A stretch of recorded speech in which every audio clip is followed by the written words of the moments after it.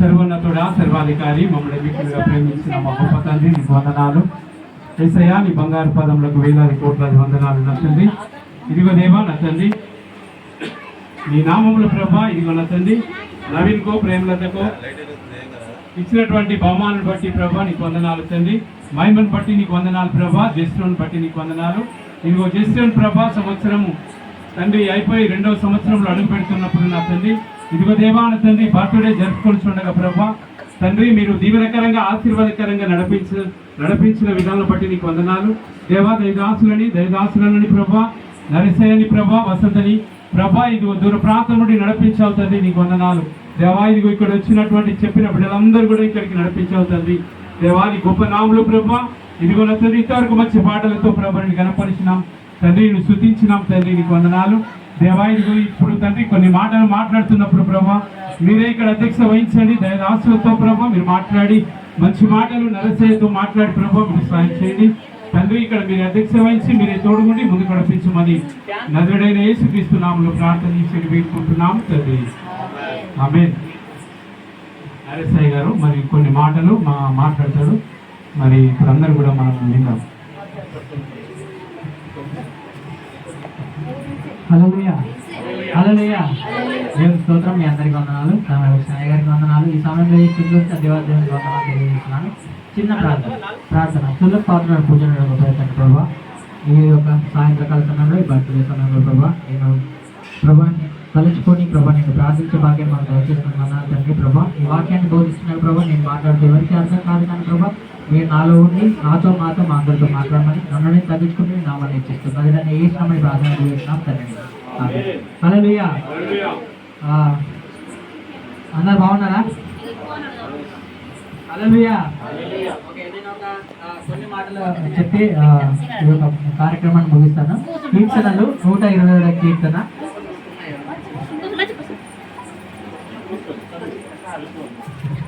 కీర్తనలు 120 కీర్తన 3-4 వర్షాలు చదువుదాం. నేను ఒక 5 minutes మీకు కంప్లీట్ చేస్తాను. ఒక 5 minutes అందరు శ్రద్ధగా వినండి. 127 3-4 వర్షాలు. కుమారులు యెహోవా అనుగ్రహించు స్వాస్థ్యము గర్భఫలము ఆయన ఇచ్చు బహుమానమైనది. యవన కాలమందు పుట్టిన కుమారులు బలవంతుని చేతిలోని బాణముల వంటి వారు. చదవండి. వారితో తమ అంబుల పొదిని నింపుకున్న వాడు ధన్యుడు. అటివారు సిగ్గుపడక గుమ్మంలో తమ విరోధులతో వాదించెదరు. హల్లెలూయా. ఇక్కడ నేను ఈరోజు బర్త్డే విషయంలో కానీ ఈరోజు జస్ట్ నేను వాక్యం చెప్తే ఏం అర్థం కాదు కానీ తల్లిదండ్రులైనా ఇక్కడ ఉన్న వాళ్ళు చాలా మంది తల్లిదండ్రులుగానే ఉన్నారు కాబట్టి తల్లిదండ్రులు తెలియజేస్తూ నేను ఒక జస్ట్ యొక్క బర్త్డేకి కావాల్సిన దేవుని మాటలు దేవుడు నాతో మాట్లాడిన మాటలు మీకు తెలియజేస్తాను. చూడండి ఇక్కడ దేవుడు ఏమని చెప్తున్నారంటే కుమారులు యెహోవా అనుగ్రహించు స్వాస్థ్యము. కుమార్తెనైనా యెహోవానే అనుగ్రహిస్తాడు. హల్లెలూయా. కాబట్టి దేవుడు తెలియజేసిన విషయం ఏంటంటే గర్భఫలాన్ని దేవుడు ఇస్తాడు. మనం ఎన్నోసార్లు నేను చెప్పాను, మళ్ళీ కూడా గుర్తు చేసిన విషయం ఏంటి అని అంటే అన్ని బహుమానాలు బంగారం కానీ వజ్రాలు కానీ లేకపోతే డైమండ్స్ కానీ అన్ని బహుమానాలు ఈ ప్రపంచంలో ఏదైనా బహుమానాన్ని ఇవ్వచ్చు కానీ కుమారులను ఒక ఆత్మని ఒక శరీరాన్ని ఇవ్వగల కెపాసిటీ ఎవరికి ఉంది అని అంటే అది ఒక దేవుడికే ఉంది. అది దేవుడికే సాధ్యం తప్ప ఎవరికి లోకంలో ఎవరికి కూడా సాధ్యము కాదు. కాబట్టి దేవుడు ఇచ్చేది ఏంటి అని అంటే ఆయన దగ్గరికి వెళ్ళి ఇస్తున్న ఒక బహుమానం. ఇది ఒక ప్రత్యేకమైనది. దీన్ని ఎవరు కూడా దాన్ని ఇవ్వలేనిది, ఎవరు కూడా దానికి విలువ కట్టలేనిది. హల్లెలూయా హల్లెలూయా. ఇప్పుడు ఫర్ ఎగ్జాంపుల్ మీ యొక్క శరీరానికి విలువ కట్టాలంటే మీరు కట్టగలుగుతారా? ఎవరైనా కట్టగలుగుతారా? విలువ కట్టలేని ఒక అవయవాలను దేవుడు మనకి అనుగ్రహించాడు. కావచ్చు కొంతమంది తెలియని వాళ్ళు దేవుడి ప్రేమను తెలియని కుమార్తెను అమ్ముకుంటారు కావచ్చు. కానీ మనం ఆలోచిస్తే ఇప్పుడు డాక్టర్లు కానీ ఎవరైనా కానీ తెలియజేసిన విషయం ఏంటంటే మన దంతాలకే కొన్ని లక్షల విలువ వస్తుంది. మన నోట్లో ఉన్న దంతాలకే కొన్ని లక్షలు వస్తాయని చెప్తా ఉంటారు. హల్లెలూయా. కాబట్టి ఈరోజు నేను తెలియజేసిన విషయం ఏంటంటే దేవుడు ఇచ్చే బహుమానానికి మనము వెలకట్టలేము. అది మనము దాన్ని ఎంత మనం మంచిగా దాన్ని ప్రోత్సహిస్తే అంటే మన దేహాన్ని ఎంత కరెక్ట్గా దేవుని కోసం ఉపయోగిస్తే అది అంతగా విలువకరంగా మారుతుంది. హల్లెలూయా. కాబట్టి దేవునికి దగ్గరగా ఉండడానికి దేవుడితో గడపడానికి ఒక కొత్త ఆత్మని దేవుడు ఈ లోకానికి ఇచ్చాడు. అదే జెస్రోన్ రూపంలో ఇచ్చాడు. హల్లెలూయా. అతని లాంటి వ్యక్తి ఈ లోకంలో ఎవరు కూడా ఉంటారా? పేర్లు ఉండొచ్చు, చాలా మంది ఉండొచ్చు, సేమ్ రూపకంగా ఉండొచ్చు, ముక్కులు చెవులు కళ్ళు సేమ్ ఉండొచ్చు, కానీ జెస్రోన్ లాంటి వ్యక్తిని దేవుడు ఇంకొకరికి పుట్టియలేదు. హల్లెలూయా. పుట్టించారా? జెస్రోనే. అవునా కదా? మహిమనే. ఇక్కడున్న ప్రతి ఒక్కరు వాళ్ళకు వాళ్ళే. నరేషే, ఎవరైనా వాళ్ళకు వాళ్ళే. హల్లెలూయా. దేవుడు అంత ప్రత్యేకంగా ప్రతి ఒక్కరిని సృష్టించాడు. ఇంకా కిందికి చదువుతూ ఉంటుంది చూడండి, యవ్వన కాలంలో పుట్టినవారు. కాబట్టి యవ్వన కాలంలో దేవుడు ఇచ్చే బహుమానం చాలా శ్రేష్టమైనది.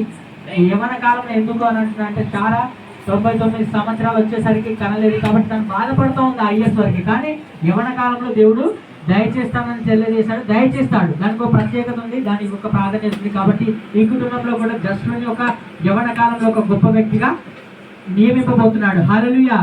అండ్ ఇంకో కింది వచనం చూసినప్పుడు నాకు కొంచెం సంతోషం అనిపించింది, ఆయన కొంచెం బాధ కూడా అనిపించింది. చూడండి, వారితో తమ అంబుల పొంది నింపుకొని వారు ధన్యులు, వారు సిగ్గుపడక గుమ్మంలో తమ విరోధులతో వాదింతులు. చూడండి, ఇక్కడ వారు అంటే ఎక్కువ మంది కుమారులు. ఇప్పుడు మనం ఆలోచన చేస్తూ ఉంటే దేశంలో ప్రపంచంలో కానీ ఆలోచన మన ఇక్కడనే కాదు, కుమారులు అసలు కనట్లేదు అని చెప్పి ప్రపంచం అంతా ఇప్పుడు వాపోతుంది. కేరళలో 18 మందిని వరకు కనండి అని చెప్పి గవర్నమెంట్ ఒక బిల్ పాస్ చేసింది. హల్లెలూయా. అంటే ఎందుకనంటే కుమార్తెలను కనలేక చాలా మంది తమ జీవితాన్ని అంటే సంతోషానికి మాత్రమే, లేకపోతే లోకానుసారమైన జీవితానికి మాత్రమే, వ్యసనాలకు మాత్రం అలవాటు ఉన్నారు. కానీ దేవుని సంబంధం కలిగి ఉండండి. దేవుడు ఒక ప్రత్యేకమైన జీవితాన్ని, ప్రత్యేకమైన బహుమానాన్ని ఇవ్వబోతున్నాడని తెలియజేస్తున్నాడు.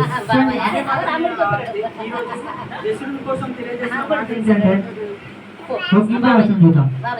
కీర్తనలు 144, 12 వచనం చూడండి. మా కుమారులు తమ యవన కాలమందు ఎదిగిన మొక్కల వలె ఉన్నారు. మా కుమార్తెలు నగరునకై చెక్కిన మూల కంబం వలె ఉన్నారు. హల్లెలూయా. చూడండి, కుమార్తెలను ఎవరిస్తున్నాడు? దేవుడే ఇస్తున్నాడు. కుమార్తెలైనా దేవుడు వాడుకోవడానికి సిద్ధంగా ఉన్నాడు. చూడండి, కుమారులు ఏంటంట మొక్క వలె ఉన్నారు, అంటే పొలంలో ఇచ్చేవారిగా లేకపోతే పని చేసేవారిగా ఉన్నారు. కుమార్తెలు ఏ విధంగా ఉన్నారు? ఒక ఇల్లుకు లేదా ఒక రాజ్యానికి, ఒక దేశానికి మూల స్తంభం లాంటి వారుగా ఉన్నారు. హల్లెలూయా. ఈ కుటుంబంలో కుమార్తెను దేవుడు ఇద్దరిని ఇచ్చాడు. కుమారుడు ఫలం ఇచ్చేలాగా ఉంటాడు, కుమార్తె ఒక మూల స్తంభం లాగా ఉంటది. హల్లెలూయా. హల్లెలూయా. కుమార్తెలను యెహోవా ఇచ్చే బహుమానంగా మనము స్వీకరించాలి. దేవుడు ఇవ్వబోతాడు, ప్రతి ఒక్కరికి ఇస్తాడు. ఇంతకుముందు వాక్యము తమ అంబుల పొదులో నింపుకున్న వారు అంటే ఆ యొక్క వాక్యము ఇక్కడ నేను దేవుడు నాతో మాట్లాడుతున్న విషయం ఏంటంటే, చూడండి, మనం ఒకరు ఇద్దరు కాగానే చాలు అని అనుకుంటారు. అవునా కదా? కానీ పాతకాలంలో తాతలు అమ్మమ్మలు 12 మంది, 16 మంది, 5, 10 మంది. అవునా కదా? అంటే వాళ్ళకి దేవుడు ఆశీర్వదించాడు అని. ఇక్కడ కూడా దేవుని ఆశీర్వాదం జరగాలి. ప్రతి ఒక్కరి కుటుంబంలో, ప్రతి ఒక్కరి ఇంట్లో దేవుని ఆశీర్వాదము జరగాలి. హల్లెలూయా. ప్రతి ఒక్క విషయంలో దేవుడు సహాయాన్ని దయచేస్తాడు. చూడండి, కీర్తనలు 132, 11 వచనం చూడండి. నేను ముగించేస్తున్నాను. ఈ వాక్యంతో దేవుడు ఈరోజు జస్టునికి ఈ యొక్క వాగ్దానం చేత నింపుతాడని నేను విశ్వసిస్తూ ఈ యొక్క వాక్యం చదివాను. కీర్తనలు 132, 11 వచనం. నీ గర్భఫలమును నీ రాజ్యం మీద నేను నియమించును.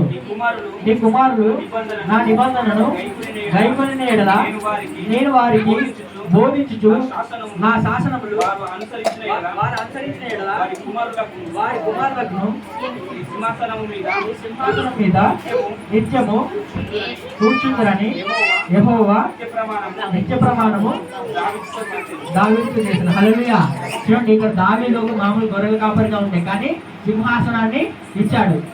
ఆ దావీదుకి ఏం చెప్తున్నాడు అంటే, దేవుడు నువ్వు నా ఆజ్ఞలను గైకొని నీ కుమారులు కూడా నా ఆజ్ఞలు గైకుంటే ఏం చేస్తా అంటున్నాడు? సింహాసనాన్ని ఇస్తా అంటున్నాడు. హల్లెలూయా.